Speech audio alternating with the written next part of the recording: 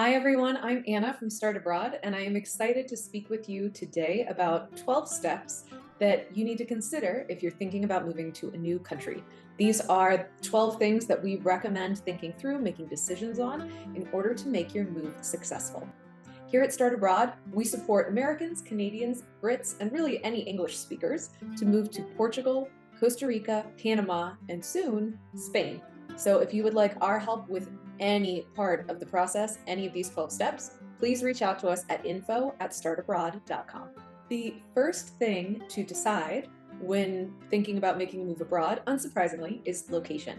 You want to decide where. What country calls to you? Hopefully, you've already visited and felt a connection to a place. There's really no substitute for understanding what a place is like being there in person. But that's not to say that not being able to visit should necessarily hold you back, especially if you're someone who's very well traveled internationally, or you've had experience living abroad before, or perhaps you're a digital nomad moving from place to place. Here are a few things to consider when you're doing your research and making your decisions about where to move. The weather, of course. You want to choose a place where you'll be comfortable, whether that's in warmer climes or cooler. Also pay attention to daylight. I personally love living on the equator where we have 12 hours of sun every day, but you might prefer 4 seasons or love the long summer days and be fine with the shorter winter ones. Also consider language and how you'll communicate. Do you speak another language already, or do you really want to learn?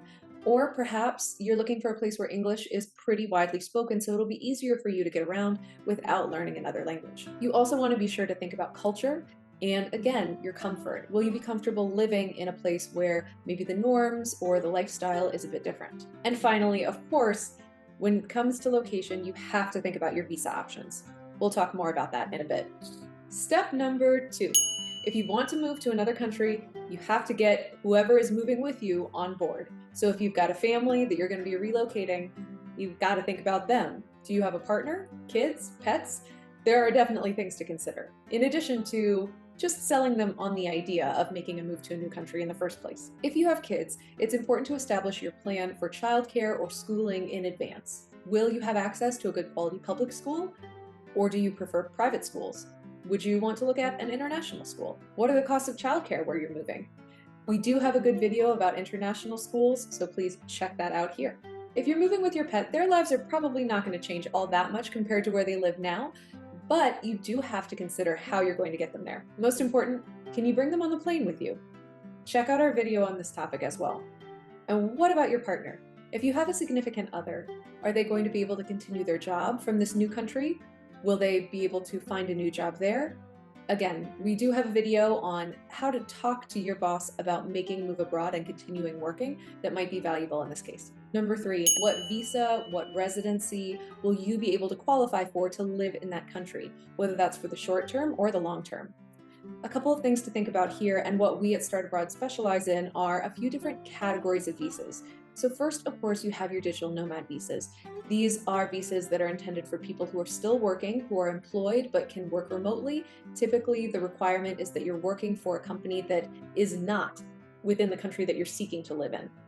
Digital nomad visas might be short-term, depending on the country. They might be only a year or two, as is the case in Costa Rica, for example, or they might be long-term visas that have a route to permanent residency and or citizenship. That is the case in Portugal. Another category of visa that we specialize in here at Start Abroad is retiree visas. Maybe you're able to retire early by moving to a new country with a lower cost of living. Great. In a lot of cases, the retiree visa has a pretty minimal requirement for the amount of income that you need to be making every month. But in most cases, that income should be coming from some type of pension, or perhaps, again, depending on the country, some other passive means like rental income or an annuity. Another type of visa that we see very commonly and that we at Start Abroad help people with all the time is an investor visa.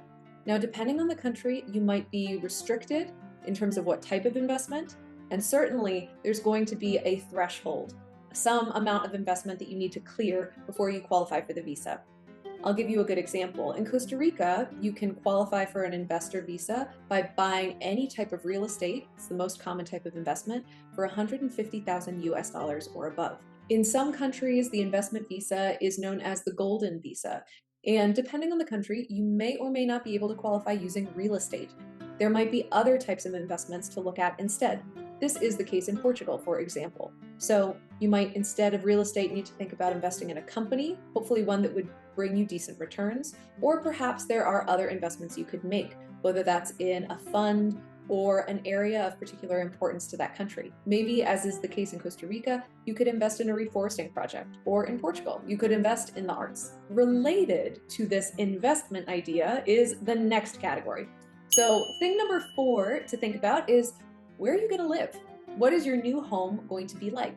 And specifically, does it make sense for you in your new country of choice to rent or to buy? Most of the time, our advice here at Start Abroad is to rent first, especially if you're brand new in a country. You don't want to invest in real estate that might be hard to sell later until you are really sure that this is the place for you. And not just the country, but the specific location, whether it's the city, town, or neighborhood. If you are going to buy, make sure you're working with a qualified and trustworthy real estate agent.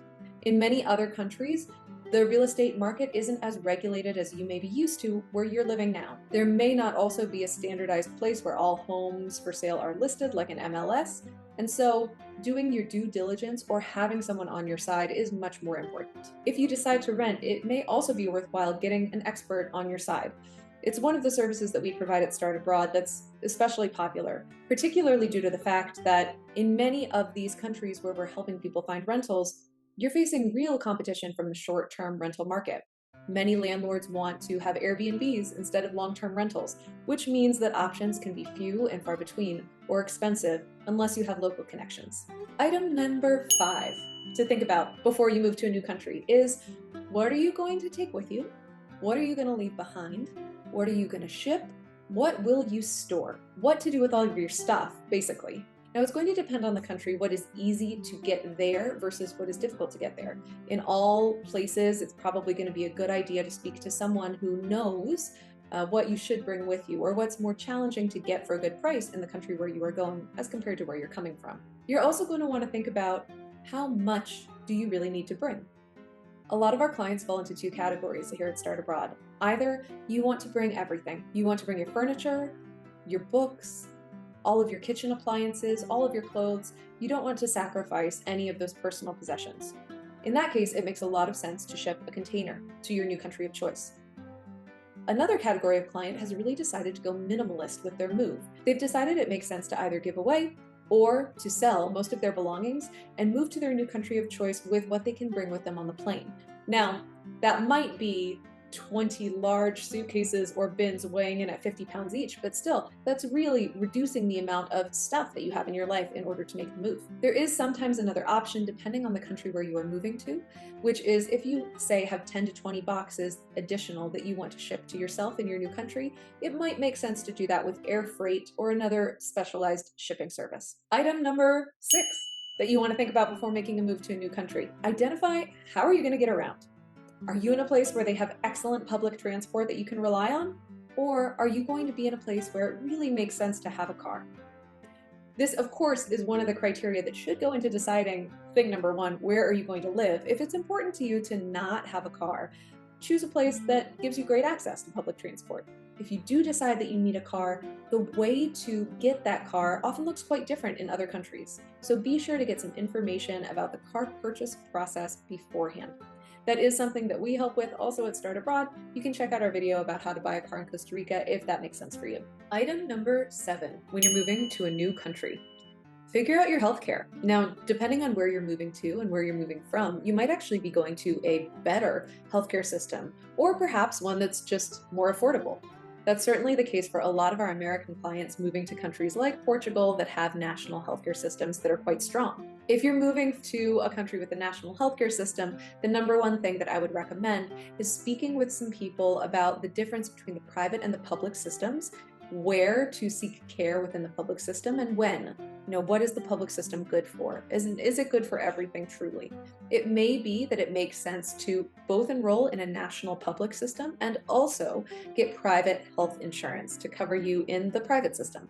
That is the case for most of our clients in all of the countries that we work in. Of course, the other component of figuring out your medical care is insurance. If you are going to seek care in the private system, in particular, regardless of the country, usually that means you're going to want health insurance as well. Item number 8, And it's not the most fun one, but it is important. What will moving do to your tax situation? Unfortunately, it is a little bit more complicated than I stop paying taxes in the country that I'm leaving, I start paying taxes in the country where I'm arriving.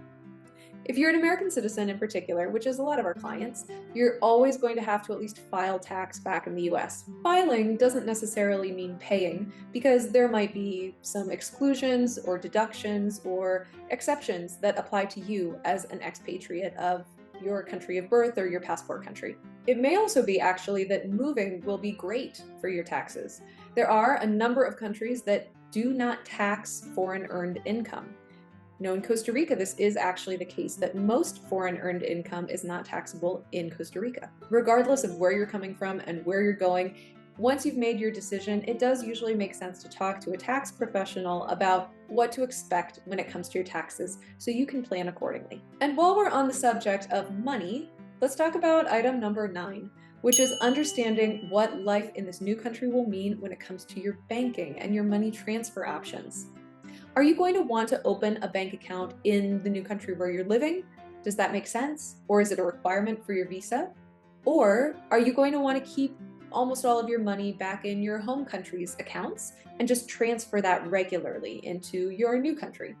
There are a number of different options here, and it completely depends on the location as well as your personal preferences and what is right for you. If you would like to read a little bit more about this, I am going to include a link to a blog that I wrote on the topic a few years ago that might be useful, especially to folks who are moving to countries where they don't necessarily want or need to open a bank account. Item number 10 to think about, and now we're starting to get into the weeds a little bit, but still important to think about in advance, which is, what about a phone number or a mailing address? If you want to have a phone number, if you want to have an address back in your home country, then you probably want to establish that, look into it before you make the move. That's often actually essential in order to maintain your old phone number. Item number 11, which is a fun one.